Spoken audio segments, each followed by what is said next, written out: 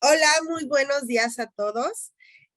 Muchas gracias por estar en esta tercera sesión de el Seminario de Mediciones Eléctricas y Calidad de Energía. Mi nombre es Jenny Arriestra Hernández, gerente regional de Dominion Global, representante máster de Fluke en México. Y bueno, vamos a empezar ya con esta sesión. Agradezco a todos los que hayan entrado con puntualidad. Y bueno, vamos a hacer una remembranza rápida de los temas que ya vimos. Vimos ya seguridad en mediciones eléctricas, que se dividió prácticamente en los dos primeros temas. En la primera sesión hablábamos de cómo elegir el multímetro, el equipo de medición adecuado al entorno o al tipo de trabajo que vamos a realizar. Y en la segunda parte es los accesorios, que también son sumamente importantes, ¿no? Estos accesorios que deben de ir de la mano con el equipo de medición de la misma categoría para mantener la integridad o la seguridad en el sistema de medición que estamos realizando. Y en esta ocasión da paso a la parte de medición de puesta a tierra, precisamente porque uno de los objetivos primordiales de la puesta a tierra es también mantener la seguridad. Entonces, vamos a tener una sesión de más o menos 30 minutos. Les pediré que por favor, si tienen preguntas, las pongan en el chat y las vamos a estar contestando al final de la sesión. Como también recordarán, aquellos que han estado en cada una de las sesiones, al final de cada sesión yo les dejo una pregunta que les pido que guarden o almacenen en una libreta, porque al final del día de la sesión número 5, que es detección eficiente de problemas de calidad de energía, parte 2, vamos a lanzar un link donde tienen que mandar las respuestas. El primero que mande las respuestas completas y correctas va a recibir un obsequio de parte de Fluke y Dominion. Entonces, estén atentos. Al final también voy a hacer recuento de las preguntas anteriores para que en dado caso tengan oportunidad de ver los videos. Entonces, vamos a comenzar. Muchas gracias. Entonces, vamos a hablar de mediciones de puesta a tierra. ¿Por qué es importante la medición de puesta a tierra? ¿No? Este es el punto importante, el punto de partida de entender por qué es esta medición importante que la realicemos, o en caso de que la contratemos en nuestra planta, la subcontratemos, que tengamos claro por qué. Porque la falta de una buena puesta a tierra incrementa el riesgo de una falla de un equipo, porque puede presentar fallas en instrumentos y probabilidad de shock eléctrico, que creo es el punto más importante. Yo tal vez movería este punto al número 1, porque la idea de la tierra es también, lo más importante es proteger o hacer las veces de protección al personal. Obviamente también se van a dañar los equipos si no hay un buen sistema de tierras. Sí. Ayuda a evitar exponer a personal a potenciales inseguros para eliminar fallas de arco eléctrico. Ya hablamos en las sesiones de seguridad por qué el arco eléctrico es tan crítico, cómo se puede generar, qué es lo que puede ocasionar. Proporcionar una trayectoria a corrientes inducidas y minimizar el ruido eléctrico en los cables. Estos son los principales objetivos de la Tierra. Pero, ¿qué es la Tierra o el sistema de tierras? ¿Y qué es lo que hace en sí este sistema? Bueno, la NEC lo define como una conexión, ya sea intencional o accidental, entre un circuito eléctrico o un equipo. Aquí porque dice intencional o accidental. Recuerden que cuando hablamos de seguridad, nosotros también podemos hacer las veces de la trayectoria tierra si no tenemos el calzado adecuado, si no usamos las puntas de prueba adecuadas en el entorno de energía en el que estamos trabajando. Entonces, si nosotros estamos midiendo con ambas manos, nosotros podemos generar una trayectoria de tierra. Entonces, por eso también habla de la cuestión accidental, ¿no? Entonces, bueno, decía, una conexión ya sea intencional o accidental entre un circuito eléctrico o un equipo y la tierra, o algunos materiales conductivos que reemplazarían la tierra física. La medición de tierra nos va a asegurar que las conexiones a tierra están funcionando de forma adecuada. Y si la conexión a tierra falla de manera accidental, el sistema puede fallar intermitentemente. Entonces, tengamos en claro que nos va a ayudar a hacer una referencia, una trayectoria de estas corrientes inducidas y nos va a ayudar a hacer las veces de protección. Pero siempre, siempre, siempre, siempre es importante que nosotros no estemos dentro de esa trayectoria. Recordemos cómo lo minimizamos con el equipo de protección adecuado. En el caso de usar un multímetro, usar los accesorios adecuados, no hacer mediciones con ambas manos y así eliminamos el ser parte del circuito, ¿no? Entonces, ¿por qué probar el sistema de tierra, de puesta a tierra? Bueno, justo aquí antes decía, si la conexión a tierra falla de manera accidental, el sistema puede fallar intermitentemente. Entonces, si nosotros no hacemos esta medición con cierta periodicidad, podemos asumir que está bien el sistema de tierras cuando no es así. Recordemos que dentro de el año hay cambio de estaciones. Y dentro del cambio de estaciones, también la resistividad del terreno puede variar. ¿Por qué? Porque se bajan las temperaturas o se suben las temperaturas o incrementa el flujo de agua por lluvias o incrementa más bien la humedad debido a las lluvias. Entonces, estas son razones o condiciones que pueden modificar la resistividad donde está puesto nuestro sistema de tierras. Por ende, lo puede ser menos, con una resistencia menor o una resistencia mayor. Lo ideal o lo que dice la norma es que por lo menos sean 2 veces la verificación del sistema de tierra. Lo ideal o lo magníficamente indicado podría ser cada cambio de estación. Bueno, pues, ¿cómo vamos a probar? Para localizar precisamente o revisar el problema que pudiéramos tener. Hay que entender que estimamos que aproximadamente el 15%, perdón, de los problemas de calidad de energía están relacionados al sistema de puesta a tierra. Por ende, hay que asegurarnos de que este sistema esté funcionando de manera adecuada para disminuir estos problemas de calidad de energía. Entonces, las interrupciones de energía en los equipos sin un sistema de protección destruyen millones de dólares de equipos y pierde productividad cada año. Entonces, dentro de nuestro programa de mantenimiento, es importante que esté la medición de tierra física para prevenir estos conflictos o estos errores. Si mi objetivo primordial es calidad de energía, no debo de pensar que tierra física no es parte del problema. Es una de las mediciones o verificaciones que debo de hacer. Pero ¿cuál es el valor que debo de esperar? Creo que mencionaba en la primera sesión, en la parte de seguridad, cuando nosotros agarramos un medidor, no es para averiguar o a ver cuánto me da, porque no tengo ni idea. No, yo tengo que tener un valor estimado, esperado, para saber si ese valor está bien o está mal. Vamos a ver en la parte de calidad de energía que igualmente hay umbrales de tolerancia en cada una de las variables que medimos en calidad de energía, pero si no sabemos cuál es ese umbral, podemos decir 520 está bien, aunque sea un sistema de 480. Pues yo supongo que está bien, ¿no? Está dentro del umbral, supondría, ¿no? No lo sé. Entonces, lo mismo hay que entender en la parte del sistema de tierras. ¿Cuál es el valor que debería de tener el sistema de tierras? Lo ideal, o sea, el cuento de hadas o el deber ser es 0 ohms. Sin embargo, es casi imposible obtener estos 0 ohms, pero la idea es buscar o acercarnos lo más posible a ese valor.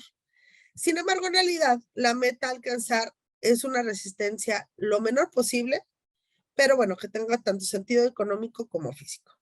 La NFPA, que habla precisamente de las condiciones de seguridad, la NFPA 70A, habla precisamente de todas las cuestiones de seguridad que debes de tener y de mediciones y demás. Y la IEEE recomiendan una resistencia de tierra con valor de 5 ohms o menos. En la parte de comunicaciones es usual que estos 5 que estos 5 ohms también sean solicitados o sea lo máximo esperado en una medición de tierra física. Sin embargo, la NEC habla de que se debe de asegurar que la tierra del sistema sea de por lo menos 25 ohms o máximo 25 ohms más bien, porque por lo menos puede ser de 25 para arriba, pero no. Máximo 25 ohms o menos. Ya comentábamos, en telecomunicaciones, ¿por qué pide 5 ohms? Porque son equipos más sensibles, lleva más electrónica y precisamente por eso también en la ANEC comentan que 5 ohms o menos sería lo ideal, ¿no? ¿En qué afecta la resistencia a tierra? ¿Ok? Vamos a entender esto. El código NEC requiere como mínimo una longitud del electrodo de tierra de 2.5 metros u 8 pies para conectarse en el terreno. ¿Esto por qué? Porque cuando nosotros colocamos un electrodo a tierra, o un sistema de un electrodo, este electrodo va a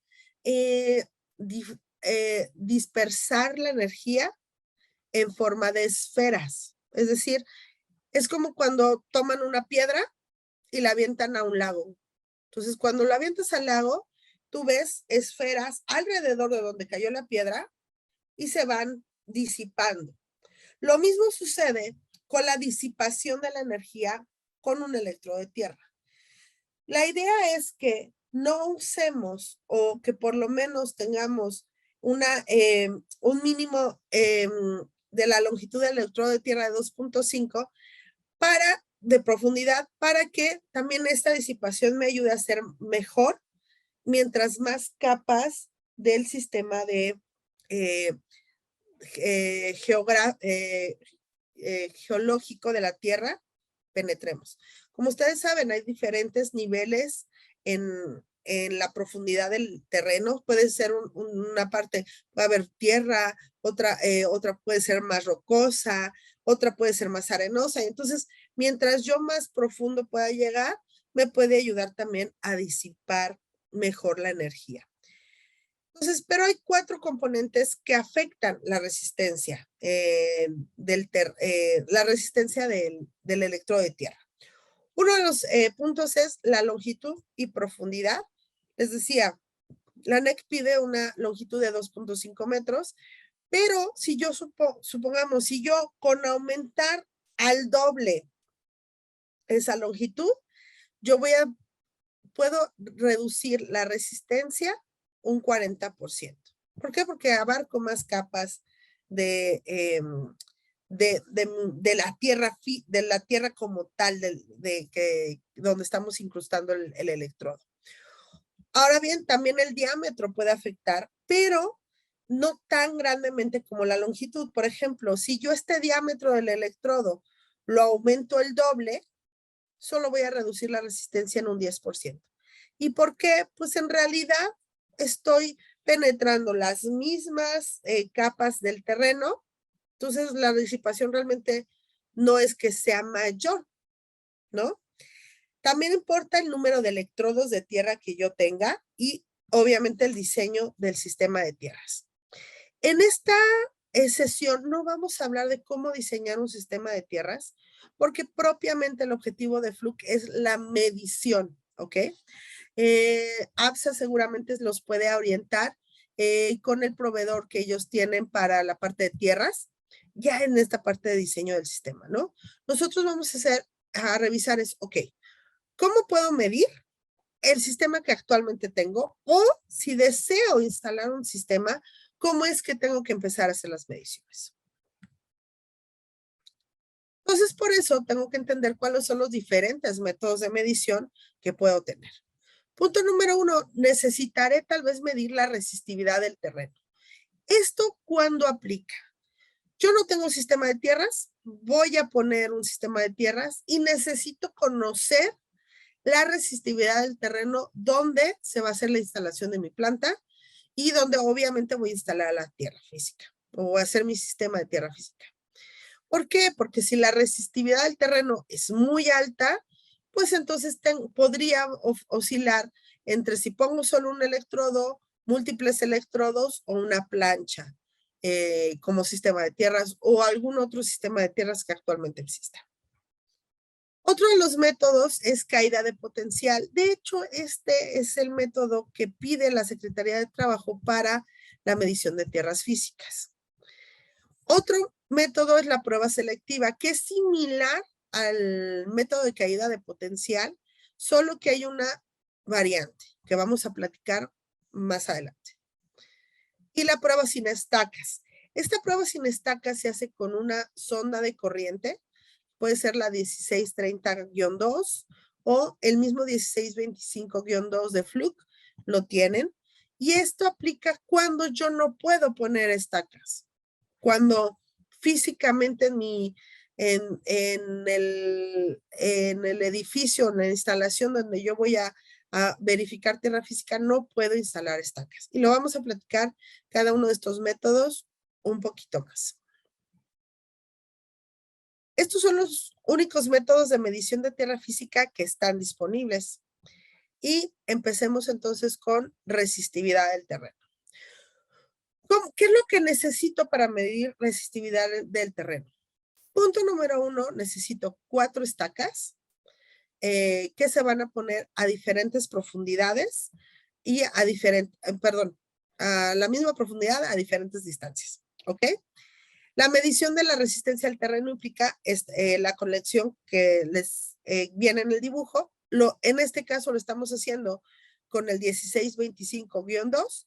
Este equipo va a generar una corriente en los extremos, en la punta azul y la roja, y va a medir una caída de potencial entre la punta blanca y la punta negra. Con esto vamos a hacer una ley de Ohm y vamos a obtener un valor, ¿ok?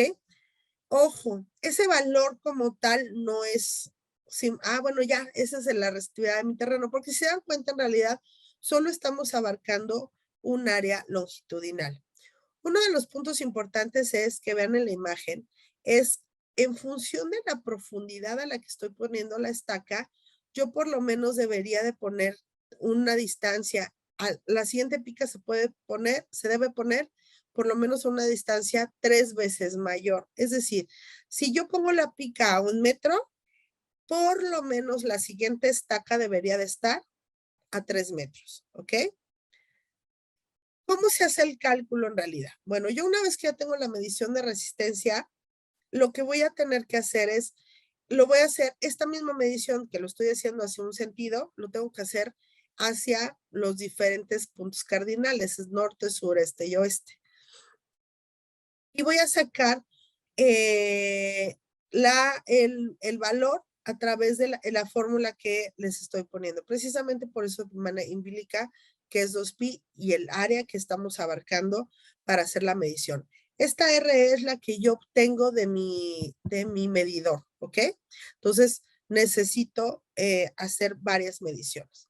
Otras comprobaciones que se pueden hacer, por ejemplo, si la distancia es adecuada entre electrodos, es mover uno de los electrodos un poco más cerca o un poquito más lejos, dependiendo, así podemos jugar o verificar más bien. Si lo pongo un poco más lejos y el valor de resistencia que mido se modifica más allá de un 30%, la distancia no es suficiente. Tengo que separar más los electrodos.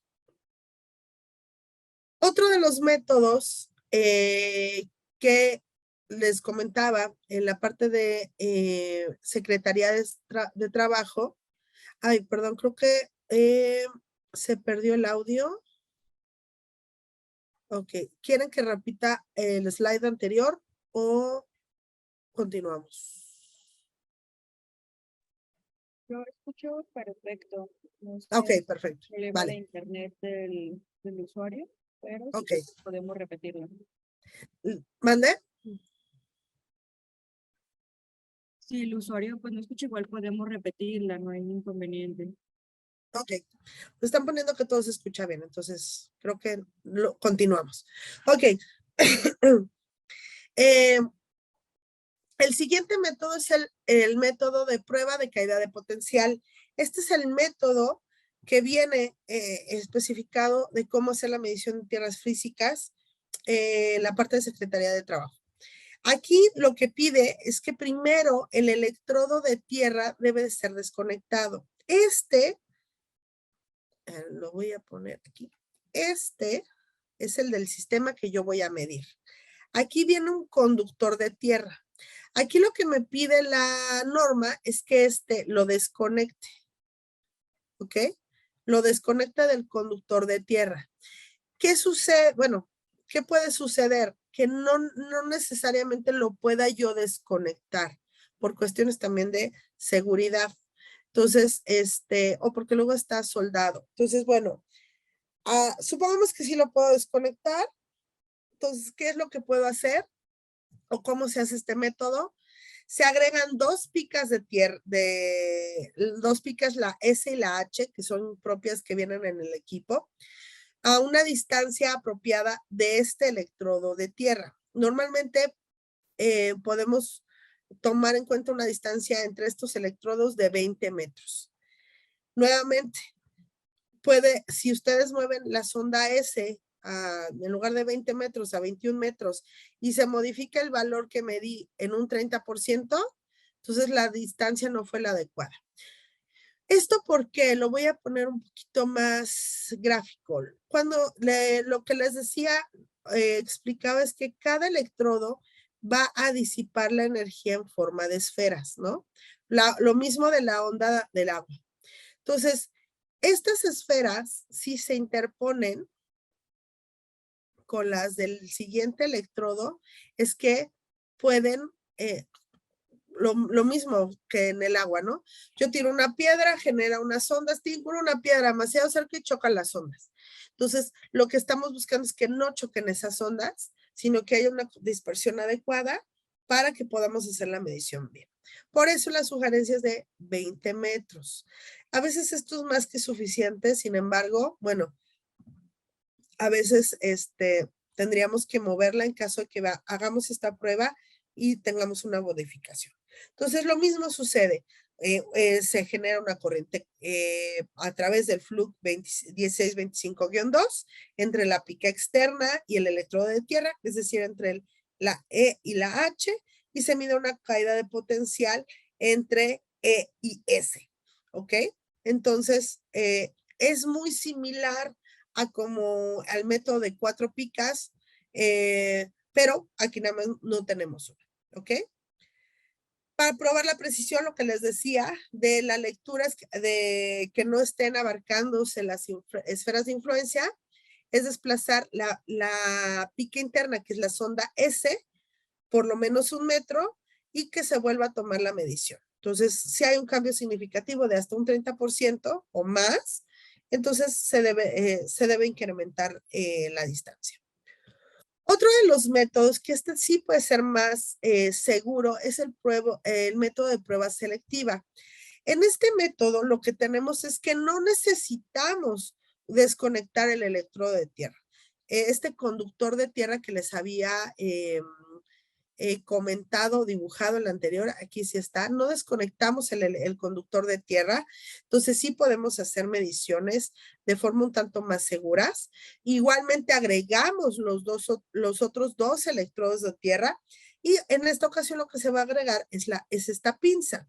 Esta pinza nos va a ayudar a aislar el electrodo de corriente inyectada y nos va a ayudar a generar una corriente para hacer voy a generar una corriente eléctrica, voy a medir una tensión interna y entonces igualmente voy a medir una resistencia por ley de Ohm, ¿no? Tengo tensión conocida, voy a medir la corriente y entonces calcular la resistencia.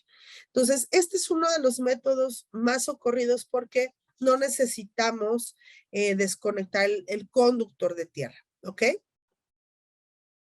Entonces, si se requiere medir la resistencia total del sistema, lo que se va a considerar, por ejemplo, en el caso de que yo tenga más de un electrodo, ojo, aquí tal vez este sistema, si es de una sola pica o de un solo electrodo, es muy sencillo, entre comillas, pero si es un sistema de electrodos, lo que voy a hacer es una medición tengo que hacer esta misma prueba en cada uno de los electrodos. Y entonces hacer una resistencia equivalente para entonces determinar el sistema. Por ejemplo, si tengo un sistema de tierras tipo delta, bueno, primero lo hago en un electrodo de tierra, después me voy al otro electrodo de tierra y luego me voy al otro electrodo de tierra. Cada una de las resistencias individuales que haya medido, aplico esta fórmula y obtengo la resistencia equivalente en función del número de electrodos que yo tengo. ¿Ok? Ok, ¿qué otro punto, otro método de medición tenemos? El método de sin picas. Este método de sin picas, ¿cómo funciona? Bueno, como el nombre lo dice, no vamos a agregar picas adicionales. ¿En qué aplicaciones es viable? En interiores de edificios, como les comentaba. Imagínense que ustedes van a ir a medir el sistema de tierras en Andares. En caso que usted esté en Guadalajara o en alguna plaza comercial fancy de sus ciudades. Pues, ¿dónde voy? O sea, no creo que la plaza vaya a decir, sí, claro, haz hoyos en mi plaza, y pon picas. Pues no, ¿ah? O si van a ver el sistema de tierras en un edificio, pues nadie va a estar contento que le pongas en su mármol una pica, ¿verdad? Entonces, para este tipo de situaciones, en aeropuertos, principalmente en ciudades o edificios, plantas químicas e industriales, sobre todo, por ejemplo, si voy a medir la resistencia, por ejemplo, de un motor, pues ahí no voy a poner pica, ¿no? Medio de la planta. Puedo hacer el método sin estacas, ¿no? Entonces, este método básicamente lo que voy a tener es 2 sondas o una sola sonda, dependiendo qué sistema uses. Pero si usas el 1625-2 o el 1623-2, van a venir 2 sondas, una sonda inductora y una sonda emisora, generadora, perdón. Entonces, una va a generar esa corriente inducida en el sistema y la otra lo va a generar. La pinza de corriente 1630-2 ya es tener esas dos sondas, esas 2 pinzas unidas para hacer esta medición. Entonces, las estacas temporales, como decía, son reemplazadas por estas 2 pinzas. La primera va a generar esta tensión al conductor y la siguiente va a medir la corriente. ¿Qué es lo que me van a pedir? Esto es cuando yo uso el 1625-2, que la distancia entre las sondas sea por lo menos de 10 centímetros, por lo menos, ahí sí puede ser un poquito más. Y este método va a funcionar siempre y cuando el sistema de tierras, en caso de tener más de un electrodo, se encuentren en paralelo, ¿ok? Precisamente para poder hacer una medición correcta. Ahora, de todos estos métodos, ¿cuál es el método de medición adecuado para el sistema que ustedes tengan? Bueno, dependiendo. Todos tienen sus pros y sus contras. Y aquí básicamente les hice un pequeño resumen. Si yo selecciono el método de caída de potencial, la ventaja es que lo acepta la norma. El inconveniente es que se debe desconectar el conductor del electrodo de tierra. Las picas, a veces la cuestión de instalación puede ser complicada, o sea, que lo puedas instalar.